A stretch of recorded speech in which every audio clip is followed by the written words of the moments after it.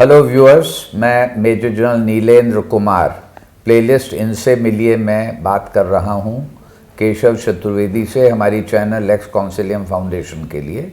और केशव, जैसा कि आपको मालूम है कि बहुत एविड फोटोग्राफर हैं, ट्रांसलेशन का काम किया है, प्रिंट और इलेक्ट्रॉनिक मीडिया में इनका दखल है, उपन्यासकार हैं।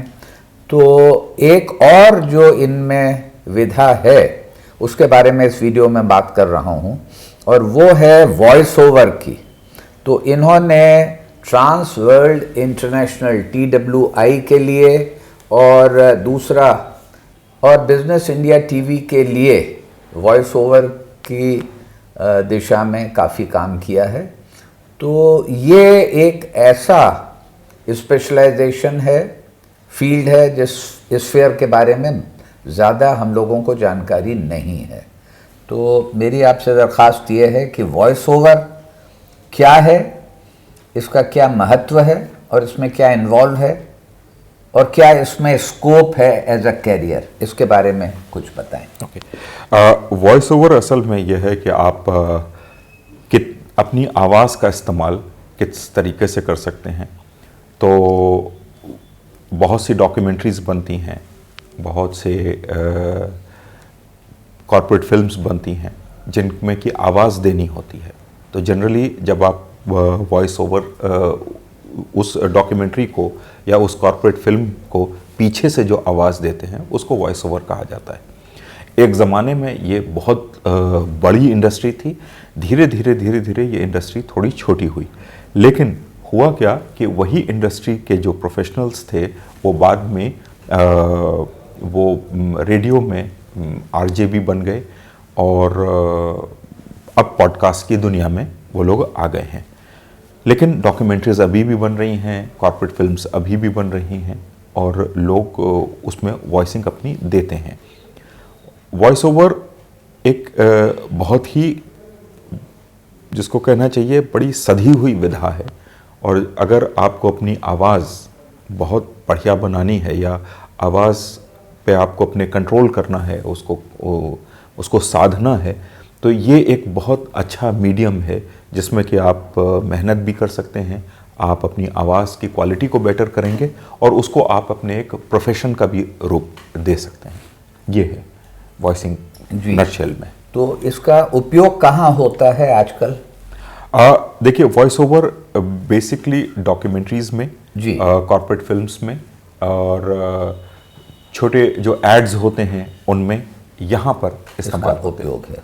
तो इसमें किन चीज़ों का ध्यान रखना होता है या क्या इसकी ज़रूरतें हैं? हाँ, ये भी आप स्पष्ट करें। अच्छा, उसमें होता क्या है कि लोगों के मन में एक अवधारणा है कि आपकी आवाज़ बहुत भारी होनी चाहिए तभी आप वॉइसिंग कर सकते हैं। ऐसा बिल्कुल नहीं है। आपकी आवाज़ साफ़ होनी चाहिए, आपका तलफ़ुज़ साफ़ होना चाहिए। तलफ़ुज़ के मतलब आपका जो एक्सेंट है, आपका उच्चारण जो है वो बिल्कुल साफ़ होना चाहिए।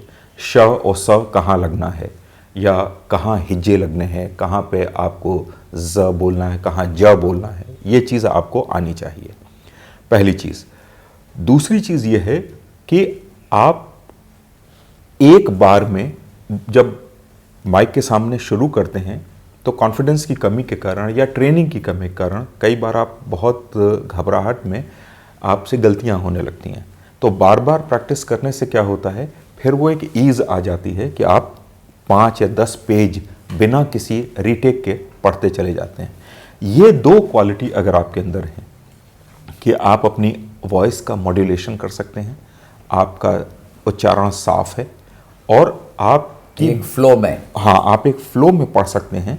ये तीन चीज़ें अगर आपके पास हैं तो आप एक अच्छे वॉइस ओवर आर्टिस्ट बन सकते हैं। फिर अगर आपकी आवाज़ भारी है या आवाज़ में खास किस्म की खनक है, क्वालिटी है, तो वो एक एडेड आपका फीचर हो जाता है। और इस स्फीयर में कौन एम्प्लॉयर्स या कौन जॉब गिवर्स हैं? एक तो जैसे कॉर्पोरेट फिल्म जो बनाते हैं वो हैं, डॉक्यूमेंट्री मेकर्स हैं जी, वो आपको बुलाएंगे। कई बार गवर्नमेंट का बहुत काम होता है तो गवर्नमेंट में वो गवर्नमेंट डायरेक्टली आपको शायद नहीं ले, लेकिन ये होता है कि वो हायर करते हैं। हाँ, जिनको काम होता है तो वो सबलेट करके। गवर्नमेंट में किस तरह का काम होता है? गवर्नमेंट में जितना भी प्रमोशनल मटेरियल तैयार होता जी। है, जैसे कि छोटी सी उन्होंने फिल्म ये बनाई कि हमने यहाँ डेवलपमेंट किया है, तो उसकी एक स्क्रिप्ट होगी, डीएवीपी से डीएवीपी से जो मिलता जी है, हाँ, हाँ, मिलता था। तो वहाँ पे वॉइसिंग का काम बहुत होता है। जब इलेक्शन का टाइम आता है तो लोग अपनी खुद की फिल्में बनाते हैं, जी। उन्होंने काम क्या किया है उसकी फिल्म बनाते हैं, तो उस समय ज़रूरत पड़ती है। कई बार जो वॉइस ओवर आर्टिस्ट होते हैं वो फिल्मों की जो डबिंग होती है उसमें भी अपनी उनकी आवाज़ ज़रूरत देते हैं, पड़ती है। और वो एक बहुत बड़ा चंक है। दूसरी चीज़ ये है कि अब आजकल ये हुआ है कि ऑडियो बुक्स का ज़माना आ गया है, तो उसके लिए वॉइस ओवर आर्टिस्ट की बहुत ज़रूरत होती है। तो ये मैं कहना चाहूँगा ख़ास तौर से मेरे युवा लिसनर्स के लिए, व्यूअर्स के लिए, कि ये एक ऐसा प्रोफेशन है, काम है जिसके बारे में ज़्यादा जानकारी नहीं है, तो आप इससे भी फ़ायदा उठा सकते हैं, ध्यान रखिए। केशव जी से हमारी बातचीत जारी रहेगी, देखते रहिए।